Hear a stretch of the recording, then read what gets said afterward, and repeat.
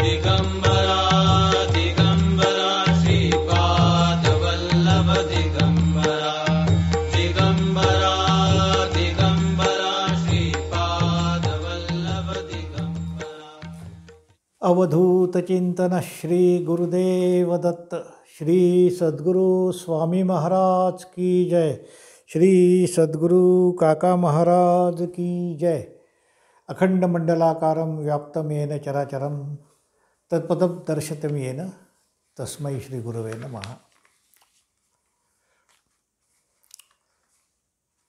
सर्वांना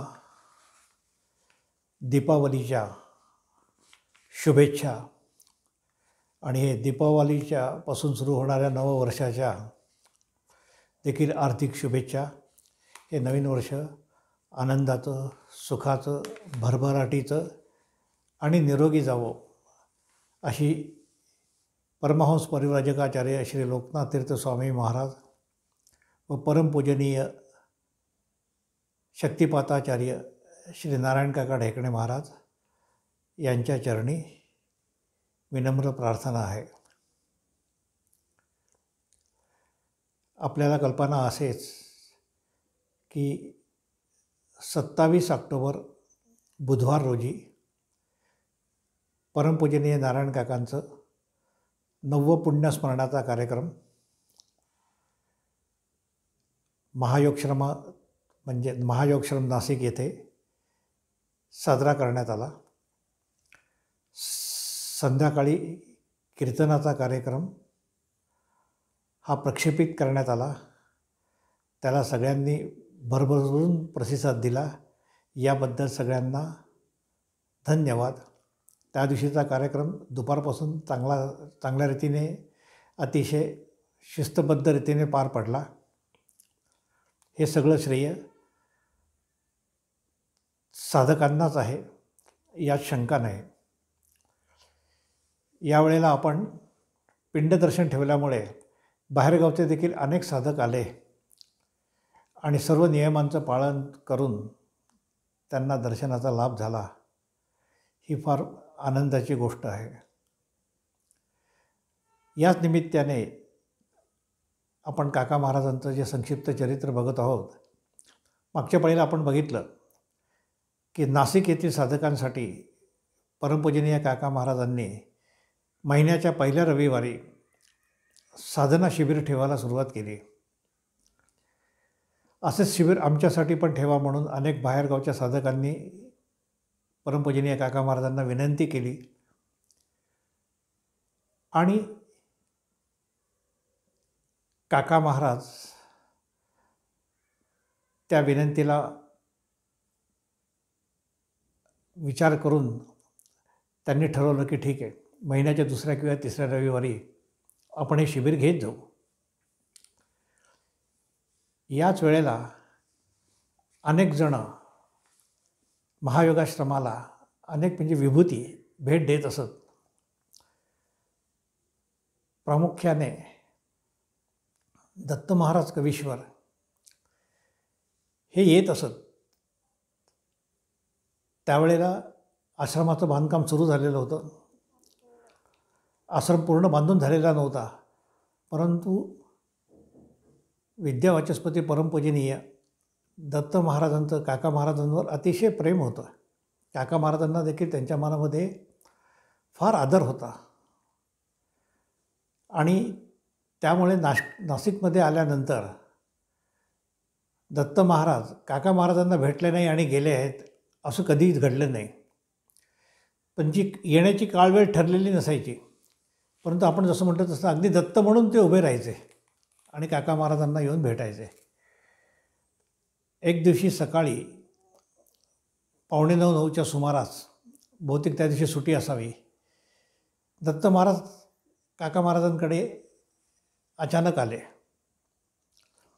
मी समोरच राहत होतो, आपल्याला कल्पना आहे एकाच इमारतीमध्ये मी आणि काका महाराज तळमजल्यावर आम्ही समोरासमोर राहत होतो।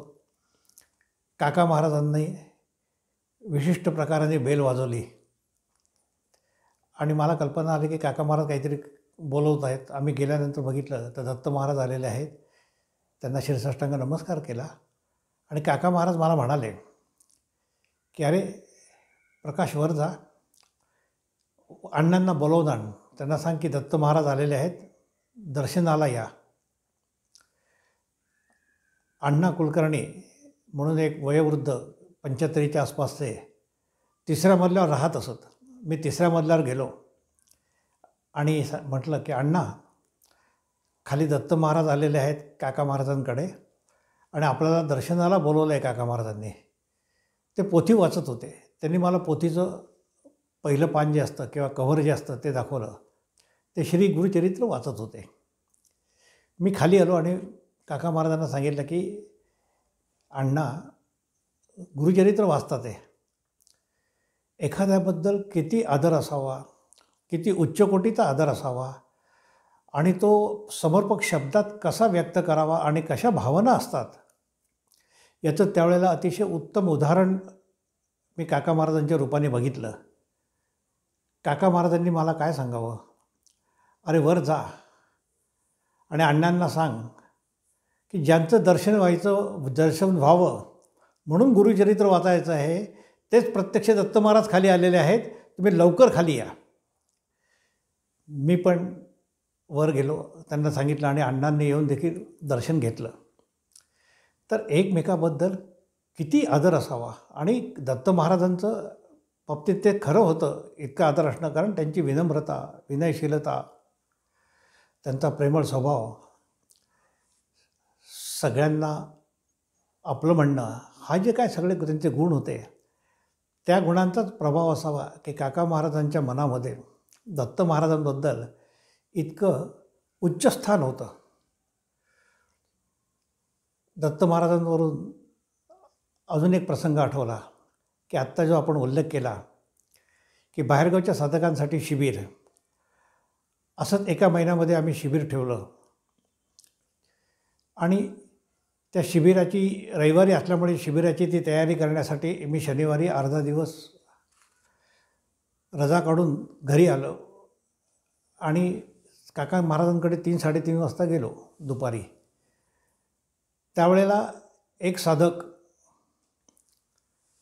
पुण्याहून दत्त महाराजांची चिठ्ठी घेऊन आले आणि त्यांनी काका महाराजांना ती चिठ्ठी देऊन सांगितलं की उद्या थोरल्या महाराजांचा कार्यक्रम आहे आणि त्यासाठी आपल्याला निमंत्रण, त्यासाठी आपण यावं, असं दत्त महाराजांचं म्हणणं आहे. आणि त्यांनी ती चिठ्ठी दिल्यावर काकांनी वाचलं. त्यात दत्त महाराजांनी लिहिलं होतं की आमची प्रकृती बरी नाही आहे, हा कार्यक्रम आमच्याकडनं होईल किंवा नाही याची आम्हाला शंका आहे, तर आपण येऊन हा कार्यक्रम पुण्याला करावा.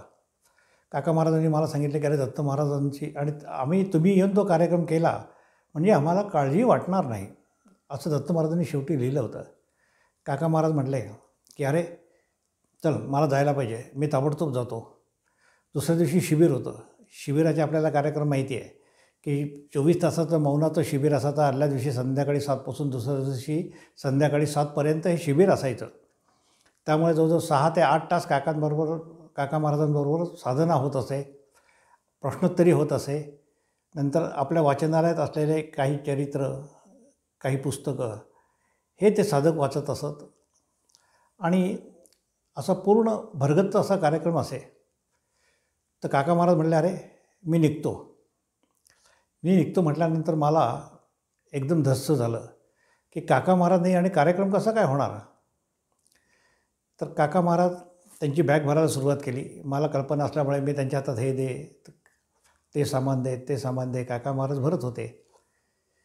मग मी काका महाराजांना सांगितलं की काका महाराज, आपण इतक्या जाण्यापेक्षा पुण्याला आपण कोणाला सांगू शकणार नाही का की तुम्ही तो कार्यक्रम करा म्हणून, म्हणजे मग तुम्ही इथल्या कार्यक्रमाला राहाल. कारण काय की देवळात देवत नसला तर त्या देवळाला देवपण, त्याला प्रासादिकता तरी कशी काय आपण पाहिजे. आपल्या सान्निध्यासाठी सगळेजण येतात, तर आपण कोणाला फोन करून वगैरे का नाही सांगत. काका महाराज म्हणले अरे हे असं जर का असतं तर दत्त महाराजांनी नसतं का सांगितलं, त्यांनी मला का बोलवलं आहे. आणि त्यांनी नुसतंच एवढं नाही आहे, तर त्यांनी सांगितलं आहे की मला काळजी राहणार नाही. अरे जे सगळ्यांची काळजी करतात त्यांची काळजी जर का मी दूर केली तर याच्यापेक्षा भाग्याचं लक्षण काय आहे म्हणे. आणि तुम्ही इथे आहात, मला काय काळजी आहे म्हणे. मी म्हटलं अरे बापरे, आता काकांनी आपल्या सगळी जबाबदारी टाकली. आणि त्यास कार्यकर्ते कमी असायचे. मी म्हटलं बरं. तरी पण मी काका महाराजांना काही ना काहीतरी कल्पना सुचवत होतो. काका महाराजांनी बॅग भरली, सगळं झालं. काका महाराज मला म्हटले, बैस खाली. कारण म्हणे तू एकलव्याची गोष्ट ऐकली आहेस का? म्हटलं हो. काय गोष्ट आहे? आपली 3री-4थीत वाचलेली गोष्ट सांगितली मी. तात्पर्य काय म्हणे याचं? त्याच्या खालचं तात्पर्य पण मी सांगितलं. आणखीन काय कळलं म्हणे? म्हटलं बस आणखीन काय, हेच कळलं. मला एक गोष्ट सांग म्हणे, की देहधारी गुरुद्रोणांकडनं जे ज्ञान अर्जुनाला झालं ते ज्ञान एकलव्याला कसं झालं? त्या मी म्हटलं मनात किंवा आपण असा कधी विचारच केला नाही आहे. त्यावेळेस मी म्हटलं की आता आपण किती जरी विचार केला तरी उत्तर आपल्याला मिळणं अशक्य आहे. मी म्हटलं नाही बघा काका महाराज, असा कधी मी विचारच केला नाही. अरे म्हणे काय आहे? गुरु हे एक तत्त्व आहे म्हणे. ज्या गुरुतत्वाचं पूजन अर्जुनाने शरीरधारी द्रोणांच्या माध्यमातून केलं, त्याच गुरुतत्वाचं पूजन एकलव्याने त्या पुतळ्याच्या माध्यमातून केलं. एकाच तत्त्वाचं पूजन केल्यामुळे दोघांना सारखंच ज्ञान झालं. नास्ति तत्व गुरव परम. इतकं मोठं रहस्य काका महाराजांनी अगदी सहजरित्या समजावून सांगितलं. आणि ते म्हणे अजून एक तुला सांगू का? एकलव्याची इतकी श्रद्धा आणि निष्ठा होती गुरुद्रोणांवर की गुरूंची इच्छा नसताना देखील त्यांनी त्यांच्या इच्छेविरुद्ध त्या शिष्याची निष्ठा आणि श्रद्धा पाहून त्याला ते ज्ञान दिलेलं आहे. तर महत्त्वाचं आहे की श्रद्धा आणि निष्ठा पाहिजे. ते जर का असेल तर गुरु देखील आपल्या इच्छेविरुद्ध शिष्याला ज्ञान देतात म्हणे. पण तेवढी निष्ठा श्रद्धा पाहिजे म्हणे. अरे स्वामी महाराज इथे बसलेले आहेत, तुम्हाला काय कमी आहे? मग मी म्हटलं की आता काही सांगण्यात अर्थ नाही आहे. काका महाराजांना म्हटलं बरं आहे. पण अडचणींचं काही संपल्या नव्हत्या. दुसऱ्या दिवशी भोजन प्रसाद करण्यासाठी म्हणून जे काय आम्ही ठरवलेलं होतं तिथे काही अडचणी आल्या आणि आता काय करायचं? तर मग फक्त खिचडी करू, सगळ्या साधकांना देवी. आणि 10-15 साधकांच्या विरुद्ध कोणी येत नसत. त्यावेळेस 29 जणं आले. म्हटलं आता सगळी परीक्षाच चालू होती, तरी पण साधकांचं सहकार्य अतिशय चांगलं होतं. सगळेजण अतिशय समजूतदारपणे वागत होते आणि सगळे कार्यक्रम अगदी ठरल्याप्रमाणे झाले. जे काय थोडे बहुत प्रश्नोत्तरी काही मला येत असे काका महाराजांकडनं जे काय ऐकलेले होते ती पण सांगितली. सगळ्या साधना झाल्या, सगळं व्यवस्थित झालं. आणि नंतर सगळ्या 7-7:30 वाजता आरती संपल्यानंतर अनेक साधकांनी असं सांगितलं की आज आम्हाला असं वाटतच नव्हतं की काका महाराज आपल्यात नाही आहेत, स्वामी महाराज आपल्यात नाही आहेत. ते असल्यासारखंच वाटत होतं. मग मी त्यांना काका महाराजांनी एकलव्याबद्दल काय सांगितलं ते सांगितलं आणि सगळ्यांना अतिशय आनंद झाला. तर इतका दत्त महाराजांच्या बद्दलचा आदर काका महाराजांच्या मनामध्ये होता. तर असंच एकदा असे दत्त महाराज येत असत आणि आजी म्हणजे काका महाराजांची आई, आम्ही त्यांना आजी म्हणत असो. तर त्या म्हणाल्या की अरे नारायण, दत्त महाराज नेहमी येतात पण आपल्याकडे आपण त्यांना कधी भोजनाला बोलवत नाही. का बरं बोलवत नाही? काका महाराज म्हटलं पुढच्या पहिलं बोलवू. दत्त महाराज पुढच्या पहिलं आल्यानंतर काका महाराजांनी आजींची इच्छा सांगितली. दत्त महाराजांनी ताबडतोब होकार दिला. पण ते म्हणले दुपारी येणं आम्हाला काही शक्य नाही आहे, आम्ही रात्री जेवायला येऊ. परंतु काय करा म्हणे नारायणराव, खूप गोड खाऊन खाऊन खाऊन कंटाळा आलेला आहे, तर तुम्ही जोंधळ्याची भाकरी आणि पिठलं करा. काका महाराज म्हटले काही हरकत नाही आहे. आता माझा आजोळ मराठवाड्यातला असल्यामुळे आणि मराठवाड्यातला जोंधळा प्रसिद्ध असल्यामुळे आमच्याकडे नेहमी तो असायचा आणि आमची आई उत्कृष्ट भाकरी करायची आहे. मग काका महाराजांनी आमच्या आईला सांगितलं की तुम्ही भाकरी करा आणि पिठलं भाकरी करा आणि जेवण करू. दत्त महाराज जेवायला बसले. जेवण सुरू झालं आणि काका महाराजांनी वाटीमध्ये बासुंदी ठेवली. ते म्हणले की आता आजी म्हणले, अरे दत्त महाराज यायचे आणि काहीच गोड नाही आहे, हे कसं काय म्हणे, काहीतरी गोड ठेवायला पाहिजे. दत्त महाराजांनी जेवताना विचारलं की नारायणराव हे काय आहे, हे कशासाठी ठेवलं, आम्ही नाही म्हटलं होतं आपल्याला, हे नको गोड. क्षणभर सगळ्यांना असं वाटलं की दत्त महाराज नाराज तर नाही ना झाले, त्यांच्या मनाविरुद्ध तर आपण काही केलेलं नाही आहे ना. परंतु मोठ्या लोकांचा स्वभाव बघा कसा असतो, ते कधीही समोरच्याला बुचकाळत टाकत नाही. दत्त महाराज म्हणले, अहो नारायणराव म्हणे, आजपर्यंत आम्ही अनेक वेळेला बासुंदी पुरी खाल्ली आहे, बासुंदी पोळी पण खाल्ली आहे, पण आज पहिल्यांदा तुमच्याकडे बासुंदी भाकरी खातो आहे म्हणले. आणि सगळेजणं त्या आनंदामध्ये समरस झाले. तर ही एकमेकाबद्दल असलेली आदर, श्रद्धा किंवा प्रेम तर असं असे. आणि काका महाराजांचं एक होतं की आईवर अत्यंत प्रेम होतं. काका महाराज सगळ्यांना सांगायचे की आईवडिलांना नमस्कार केल्याशिवाय घराच्या बाहेर पडायचं नाही. तर काका महाराज नुसतं असं नमस्कार करून बाहेर पडा आणि श्रद्धा निष्ठा असं नाही आहे. तर काका महाराजांचं जे पेन्शन मिळायचं त्यातला एक ठराविक हिस्सा काका महाराज आजींना देत असत. आणि त्यांना सांगायचे की तुला काय मनाप्रमाणे खर्च करायचा तू कर. मग आजी कोणाला बाळंतविडा करायचे, कोणाला वाढदिवसाला द्यायचे, कोणाचं लग्न झालं तर त्यांना आहेर करायचे, अशा रीतीने करायचे. आणि काका महाराजांचं जर का पेन्शन वाढलं तर ते गमतीने सांगत असत मला की बुवा आजींचं पेन्शन वाढलं बरं का, आजींना एरियर्स मिळाल्या बरं का. तर आईला तो पैसा देणं आणि आईच्या ऋणातनं मुक्त होताच येत नाही आहे, परंतु आईला देखील अशा प्रकाराने पैसे देऊन आईच्याबद्दलचं एक अतिशय चांगलं काका महाराजांनी सगळ्यांपुढे उदाहरण घालून दिलं होतं की नाही, आपण देखील आपल्या आईला असं केलं पाहिजे. त्यामुळे अनेक साधक होते की जे देखील आईला आपल्या पगारातनं थोडासा हिस्सा त्यांनी द्यायला सुरुवात केली. असा अतिशय अतिशय चांगला संस्कार झालेला होता. आणि काका महाराजांना त्यावेळेला अनेकांची पत्रं पण यायला सुरुवात झाली.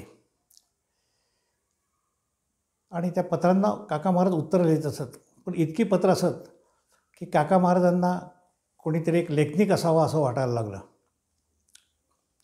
आणि मी समोरच असल्यामुळे मी तो लेखनिक झालेलो होतो. काका महाराजांना अनेक पत्र यायचे, त्यांना मी प्रश्न त्यांना वाचून दाखवायचो. काका महाराज संक्षिप्तरित्या प्रत्येक त्यांची जी काही शंका आहे त्या शंकेला उत्तर देत असत. मग मी ते सगळे असे लिहित असत. काका महाराज त्यावेळेस त्यांचे काही दुसरं काम करत असत किंवा विश्रांती घेत असत. पण मी सगळं संपूर्ण पत्र वाचून दाखवायचं. काका महाराज स्वतः वाचायचे, ऱ्हस्व चुका देखील दुरुस्त करून परत लिहायला लावायचे. आणि हा त्यांचा कटाक्ष होता. आणि नंतरच ते सही करायचे. असं नाही की तुम्ही लिहून दिलं आणि त्यांनी न वाचता सही केली, असं कधीही होत नसे. मग असं होत असताना साधकांनी देखील सद्गुरूंना काय शंका विचाराव्यात, काय विचारू नाही.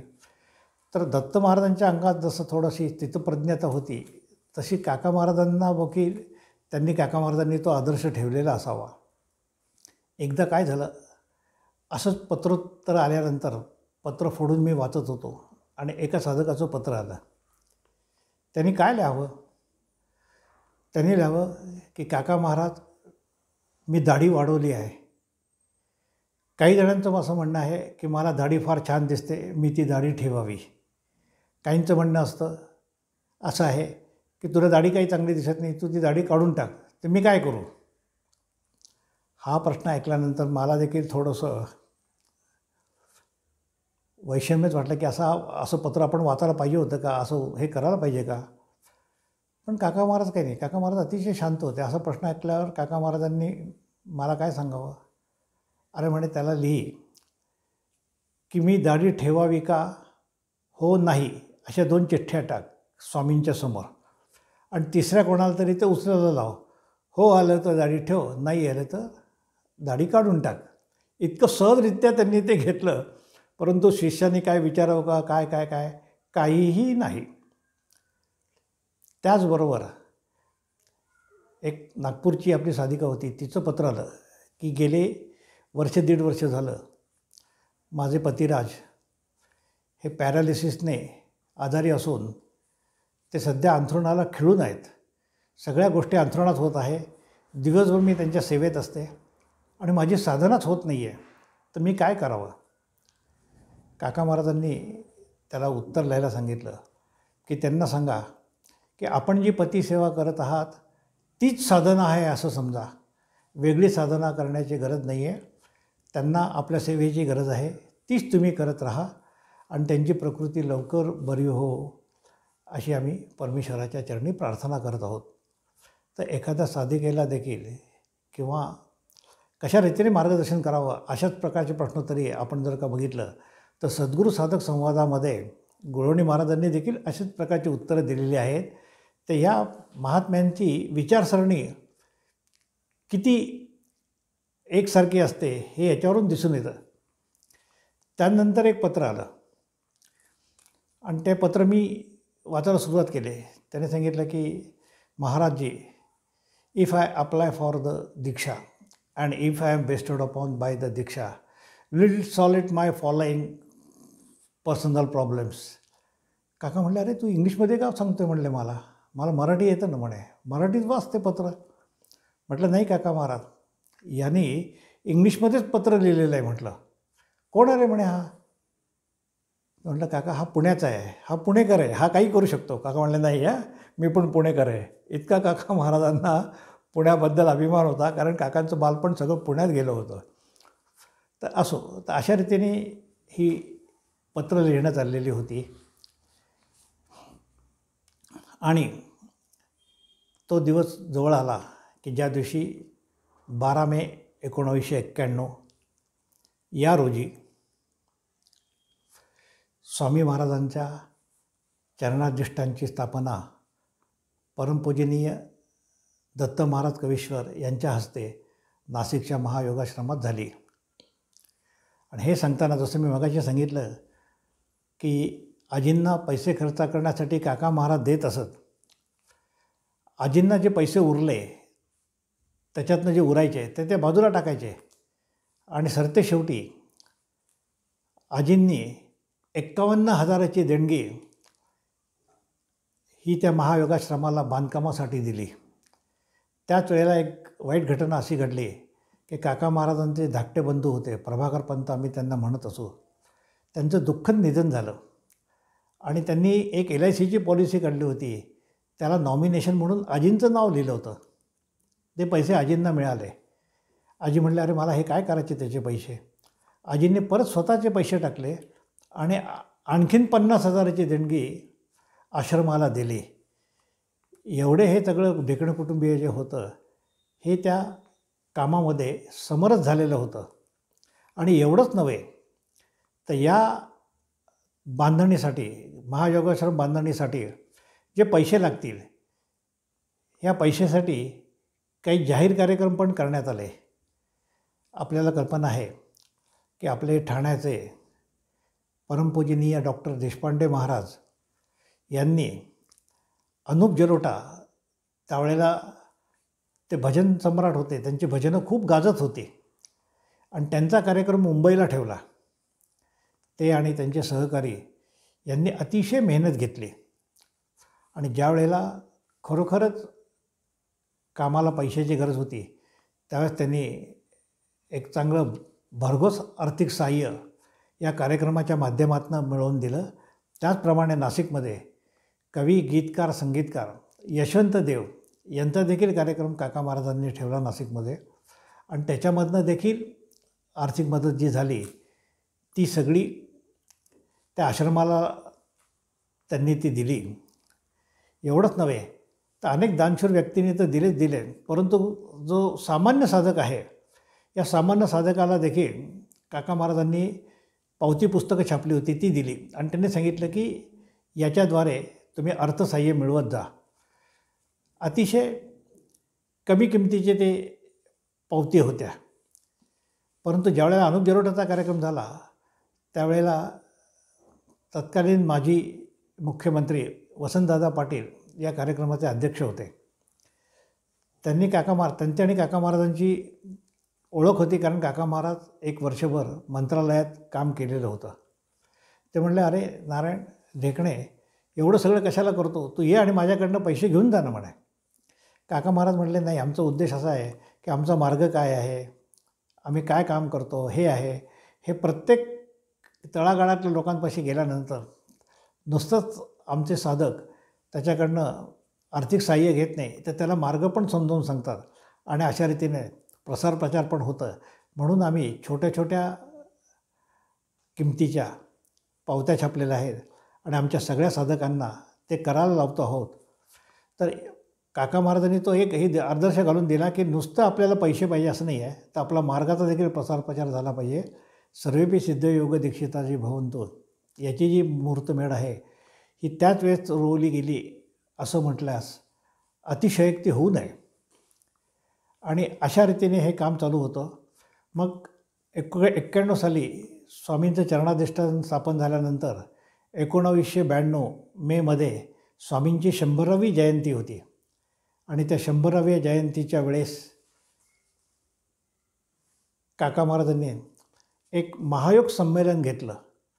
भारतामध्ये आपल्या मार्गामधले म्हणजे नारायणदेव तीर्थांच्या कुळामधले जे कोणी साधक आहेत, जे कोणी अधिकारी व्यक्ती आहेत, जे कोणी पीठाधीश आहेत, या सगळ्यांना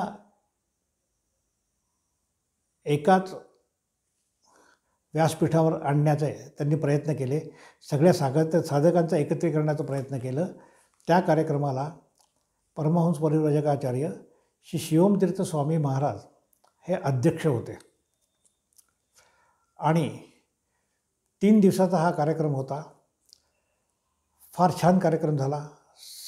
सगळ्यांनी खूप मेहनत घेतली आणि सगळ्यांना साधण्याबरोबरच अनेक वक्त्यांच्या सत्संगाचा लाभ झाला. आणि असेच कार्यक्रम काका महाराज करत जा अशी विनंती केल्यानंतर 102वी जयंती, 105, 108 आणि 111 एवढ्या जयंत्या काका महाराजांनी नाशिकमध्ये केलं. तर शेवटची जी होती 111वी ती 2003 साली झाली. 108वी होती ती 2000 साली झाली. आणि 2003 साल्यानंतर मग काका महाराजांनी भारतभर हा मार्गाचा प्रसार प्रचार व्हावा, त्यासाठी काही स्थान निर्माण झालं पाहिजे की ज्या स्थानातून या मार्गाचा प्रसार प्रचार होईल. म्हणून त्यांनी पहिल्यांदी स्वामी महाराजांचा आपल्याला माहिती आहे की आश्रम होता तो त्यांना विकावा लागला होता आणि ते एक प्रकाराने बेघर झाले होते. काका महाराज म्हणत होते की नाही, स्वामींना घर विकावं लागलं, आपण त्यांचा तिथे आश्रम केला पाहिजे, त्यांचं तिथे एक स्थान निर्माण केलं पाहिजे.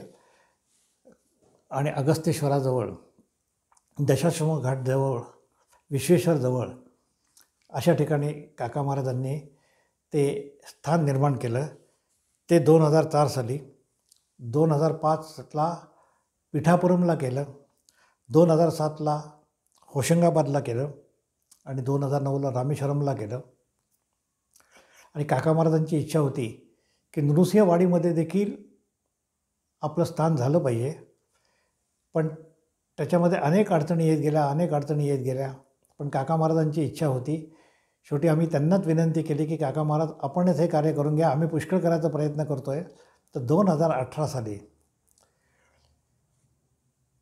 गुरुद्वादशीच्या दिवशी सगळे साधक ज्यावेळेस तिथे जमलेले होते, त्यावेळेला आपण मिरवणुकीने आपल्या या नवीन स्थानकावर गेलो. तिथे कलश ठेवला, स्वामी महाराजांचा, काका महाराजांचा फोटो ठेवला आणि नंतर मे 2019मध्ये त्याची वास्तुशांती करण्यात आली. तर ज्या वेळेला 2018 साली आपण काका महाराजांचा फोटो घेऊन चाललेला होतो आणि तो एका गाडीवर ठेवलेला होता, हातगाडी असते त्याच्यावर, आणि ती घेऊन चाललेला असताना मी 1976 सालापासून वाडीला जातो, परंतु वाडीमध्ये कधीही हत्ती येताना मी बघितलेला नव्हता. आमची मिरवणूक चाललेली असताना समोरून एक हत्ती म्हणजे गजराज येत होते आणि ते पाहून आम्ही आश्चर्यचकित झालो, अरे गजराज कसे आले? ते गजराज आले म्हणून आम्ही थांबलो. त्या माऊतांनी त्या गजराजाला देखील थांबण्याचा इशारा केला, तो देखील थांबला. प्रत्येक कुठेतरी एका साधकाने पटकन एक हार आणला आणि त्या माऊतांनी तो हार त्या हत्तीच्या सोंडेमध्ये दिल्यानंतर त्यांनी बरोबर स्वामी महाराजांच्या आणि काका महाराजांच्या गळामध्ये तो हार घातला. अशा रीतीने एक फार मोठा शुभशकून झाला असं सगळ्यांना वाटलं. सगळे फार आनंदित झाले. त्यानंतर मग ते फोटो आपण त्या आश्रमात ठेवले. आता त्या आश्रमाचं कार्य जे आहे ते नाशिकमधनं बघितलेलं जात आहे. तिथे श्री व सौ गंधे आहेत, आपले ते साधक आहेत, ते देखील त्याची निगा राखतात आणि तिथे नाशिक केंद्राप्रमाणे जास्तीत जास्त कार्यक्रम करण्याचा ते प्रयत्न करतात. अतिशय श्रद्धाळू आणि कष्टाळू असं एक जोडपं मिळणं हे देखील एक फार भाग्याचं लक्षण आहे. ते ती सेवा करीत आहेत. आणि आता आपल्याला कल्पना आहेच की गुरुद्वादशी येत आहे. त्यासाठी अनेक साधक आता थोडेसे निर्बंध उठल्यामुळे आपापल्या परीने वाडीमध्ये येतील. त्यावेळेस ते त्या स्थानकाला निश्चित भेट देतील. त्यावेळेस त्यांची भेटी पण होईल. आता आपली वेळ संपत आलेली आहे, म्हणून मी माझे 2 शब्द जे आहेत ते श्री स्वामी महाराज व श्री काका महाराज यांच्या चरणी अर्पण करतो. अवधूत चिंतन श्री गुरुदेव दत्त. श्री सद्गुरू स्वामी महाराज की जय. श्री सद्गुरू काका महाराज की जय. दिगंबरा